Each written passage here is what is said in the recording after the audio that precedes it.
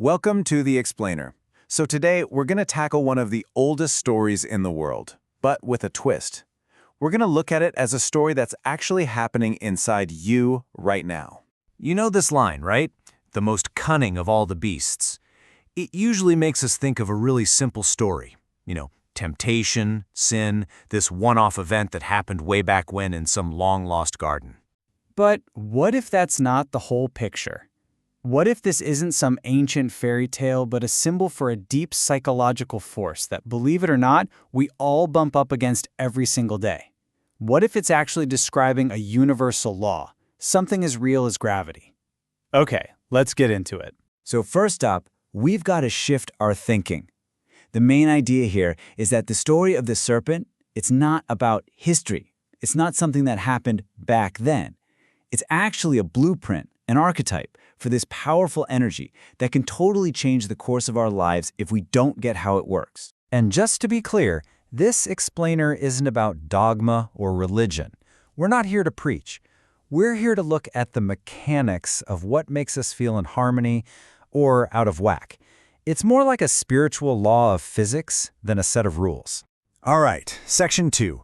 This is where we need to totally reframe the main character of this whole story.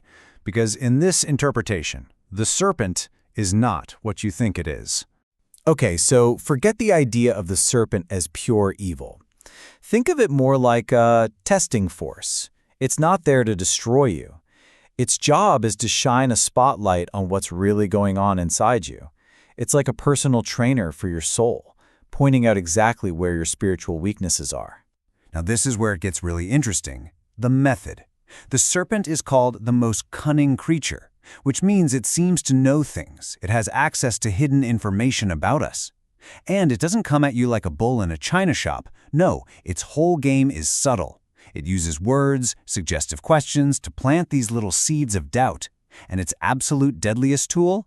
The half-truth. And here's the classic example. The serpent asks, "How is it that God has forbidden you to eat of all the trees in the garden?" Now that's not a complete lie, is it? He hadn't forbidden them all. But it's so manipulative. It's a question perfectly designed to make her feel like something's unfair, to plant that seed of doubt, and, crucially, to mess with her emotional connection to the divine. Okay, so that little exchange brings us right to the heart of the matter. This is the core mechanism of this whole story, what our source material calls a fundamental law of the universe, the law of priorities. And what is the fall? Well, in this view, it's not about being punished by some angry god in the sky. It's way simpler. It's just the natural, automatic result of getting our internal priorities all twisted up. And this slide just lays it out perfectly. Look, on one side you have harmony. That's when your number one priority, your North Star, is unconditional love, that connection to the source. But on the other side, you have the fall.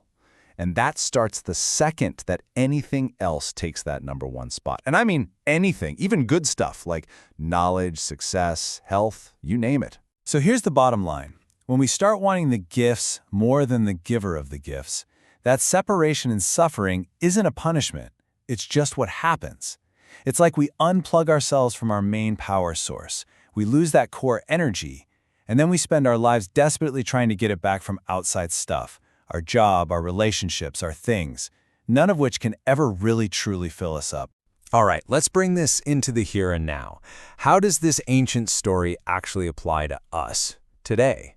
Well, because that testing force, that serpent, it's absolutely everywhere. It might not be a talking snake in a garden anymore, but trust me, its voice is all around us, all the time. You just have to know what you're listening for. You hear it in advertisements, right? That little whisper that says you'll finally be happy, you'll finally be complete if you just buy this car or that phone or go on this vacation. You see it in ideologies too. Any system that promises freedom without sacrifice, or knowledge without love, or rights without any responsibility. These are all incredibly tempting half-truths, aren't they? They sound great, but there's a huge piece missing. But its most powerful disguise, it's that little voice inside your own head. It's your ego, that inner narrator that's always keeping score, always checking your status, always whispering about what you want and what you don't have. And that's the voice that says, you deserve it. It's that subtle little push that convinces us to put what we want, our pride, our feeling of being wronged, ahead of our connection to that higher love.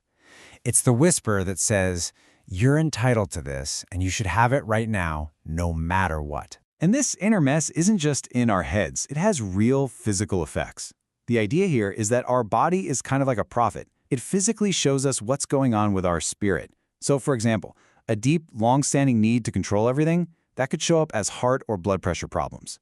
Constantly feeling like you have to be better than everyone else, that can lead to chronic tension, fatigue, just general pain. Basically, our body starts yelling the truth that our mind is trying to ignore. Okay, but this story isn't all doom and gloom. It's not just a warning. In fact, hidden inside it is the actual key to getting back to harmony. It's a roadmap home. And the way forward isn't to try and fight the serpent, to go to war with this testing force. You can't win that way. The real goal is to work on strengthening our connection to love, to make it so strong, so loud, that the serpent's whispers just fade into the background. You can still hear them, but they have no power over you anymore. And this is the journey back. It's a simple 4-step process. First, humility.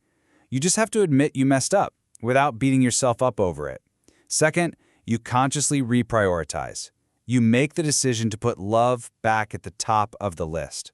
Third, you turn that failure into fuel. You find the lesson in the pain and use it to become wiser and stronger. And finally, number 4 is trust. You have to trust that even when it hurts, you're actually being guided back home. So, that brings us to the final big idea.